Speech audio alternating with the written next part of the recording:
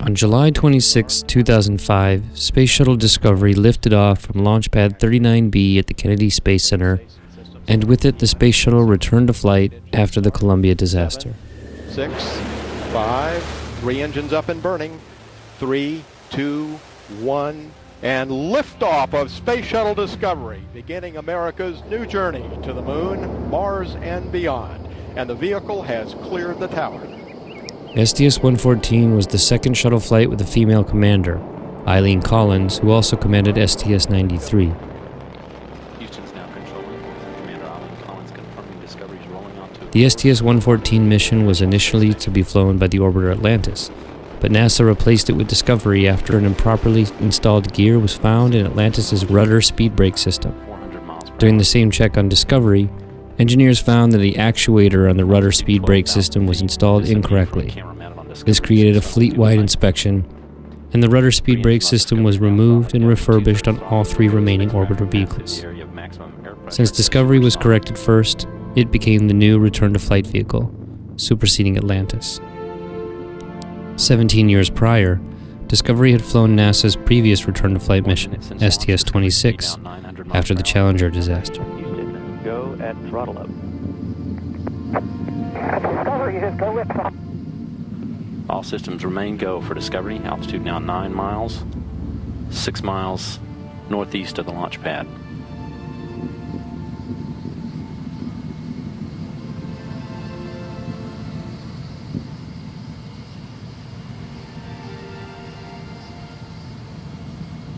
One and a half minutes since launch, Discovery's already consumed more than 2.25 million pounds of propellant. It weighs less than half of what it did at liftoff. Speed now 2,000 miles per hour.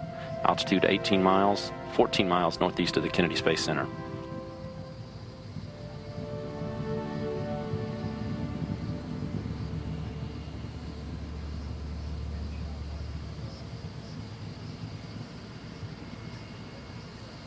Standing by now for burnout and jettison of the twin solid rockets.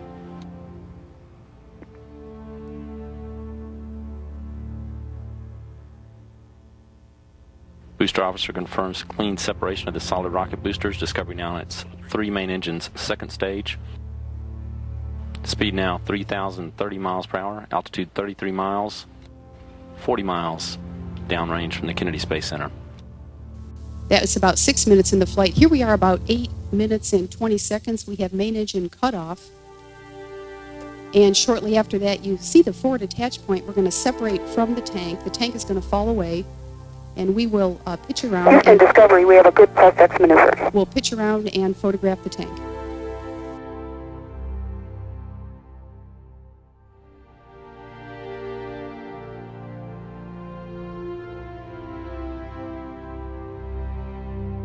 The STS-114 mission delivered supplies to the International Space Station.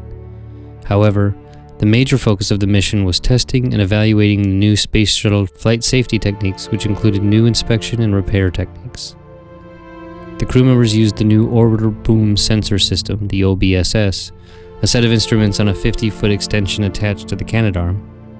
The OBSS instrument package consisted of visual imaging equipment and a laser dynamic range imager to detect problems with the shuttle's thermal protection system. The crew scanned the leading edges of the wings, the nose cap, and the crew compartment for damage, as well as other potential problem areas engineers wished to inspect based on video taken during liftoff.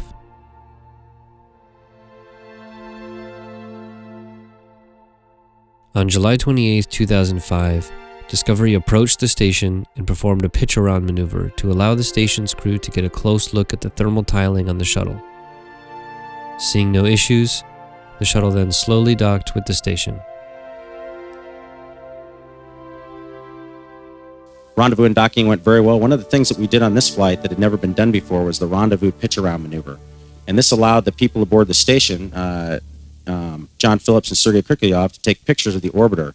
And so what Eileen's doing here is pitching us 360 degrees, and the station crew members are taking pictures of the exterior of the shuttle. And it was from these pictures that we were actually able to see the gap fillers that we'd remove later on in EVA-3. But as you can see, this is a shot never before seen from our flight, and it's just absolutely gorgeous. So this is what it looked like to the folks aboard the International Space Station. In parallel, this is what it looked like to us on board the space shuttle. This is, we're almost all the way through the maneuver now, coming back up to where the space station is going to be directly above us again. You can see it climbing above the tail as it went back up. From there, Eileen flew the twice orbital rate V-bar approach, and we got up to the front of the station. You can see sunset happening here. And we're actually going to dock with that white circle that's right in the middle of the screen. Here's the aft flight deck. If you look out the window directly above Eileen's head on the left there, you can actually see the International Space Station coming down into view. And the next photo is going to show you as we come down into a docking with the docking system, and we get to a mated configuration.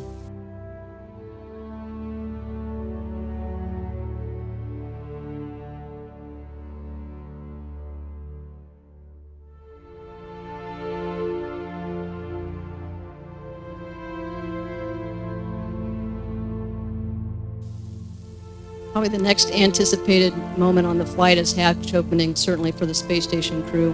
And as Vegas already mentioned, we were joining up with Sergei Krikalev, who just started his cumulative third year in orbit, and John Phillips. And there's Steve coming on board. There are a lot of traditions that are associated with the space station. One is the tradition that we borrow from the Navy, which is being gonged aboard with the ship's bell. Another tradition is right here. It's a Russian tradition, and when you have visitors, you share a piece of bread with them.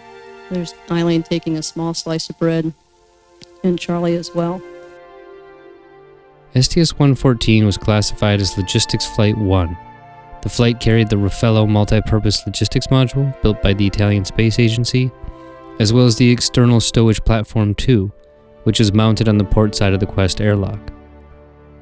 They deployed the MISS-E5 to the station's exterior and replaced one of the ISS's control moment gyroscopes.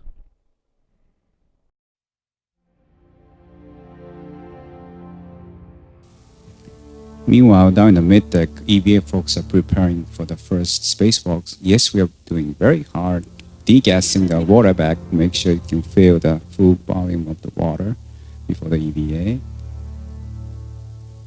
And make sure I put the pants on before we get out. And you can see the big digital camera floating behind us and waving. That's the sign language in Japanese. Thank you.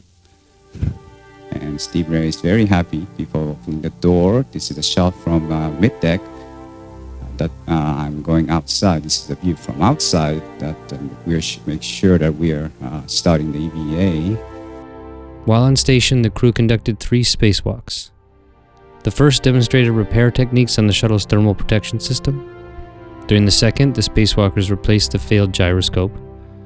On August 1st, Mission Control announced that protruding gap fillers in the front underside of the shuttle would be inspected and dealt with during the third spacewalk of the mission. The spacewalk was conducted on the morning of August 3rd, and the repairs were conducted smoothly. Later in the same day, NASA officials said that they were looking closely at the thermal blanket located next to the commander's window on the port side of the orbiter.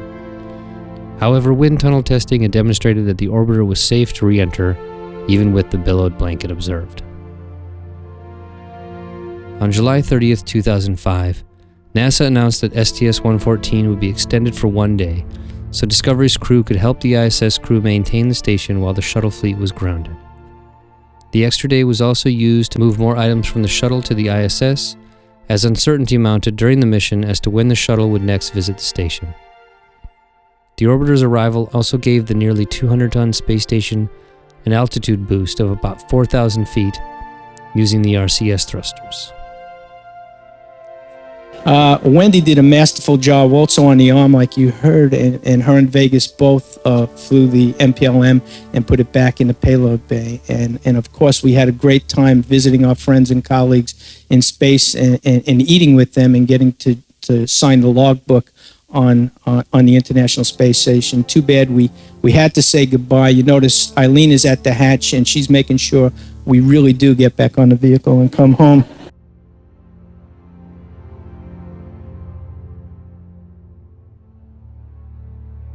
After saying goodbye, we had to go ahead and leave, and this is a view of Discovery undocking from the International Space Station. And one of the really fun parts of the mission, especially for me, flying this, was to do the what's called the undock and fly around. And Eileen and I have switched positions now, and I'm in the aft flight deck flying this, and Charlie's now got the handheld laser. And essentially our job is to fly around, take pictures, and look out the window.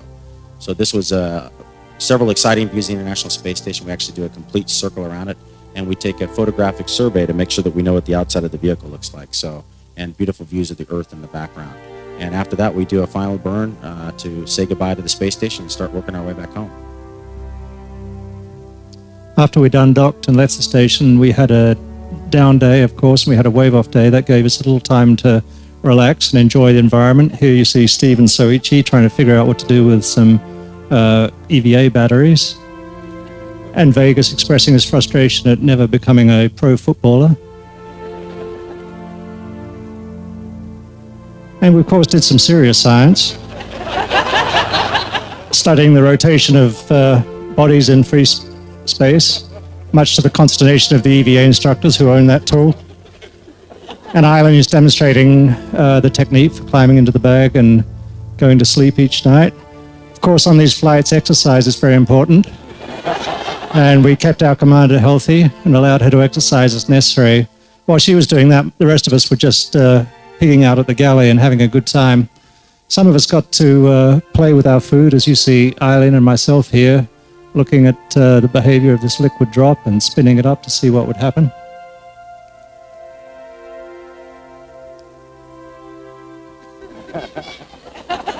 Of course, Soichi watched all this. I don't think he was very impressed. I think at this point he just wished he had a pair of decent chopsticks to catch his food. Atmospheric reentry and landing was originally planned for August 8, 2005 at the Kennedy Space Center, but unsuitable weather postponed the landing until the next day, and then finally moved to Edwards Air Force Base in California, where Discovery touched down at 8:11 Eastern Time on August 9th. But we didn't get to come home on the first try as the weather was bad in Florida, so on the second try we did our entry into Edwards Air Force Base in Florida. And you get a look at the displays that we use on the flight deck. Our entry was at night, and in fact we landed about 1 hour before sunrise at Edwards. This is the view looking back out the overhead windows. That's the plasma trail that forms above the shuttle. And you get another view from here. I don't get a chance to turn around and look at this, but our flight deckers in the back get a chance to do that, and I'm glad they filmed that for us. This is from the ground at Edwards. It's an infrared view, which is the heat that you can see that has built up on the outside of Discovery. You can see our nose, the RCC on the nose gets the hottest. This is the pre-flare. We're getting ready to do the landing. The gear is down. And we touched down on runway 22 at Edwards. After some post-landing checklists, we walked off the Astrovan and got a chance to walk around and look at the exterior of Discovery, and we found that it was in absolutely great shape. Even with the successful mission of Discovery, it still wasn't clear when the rest of the shuttle would truly return to flight.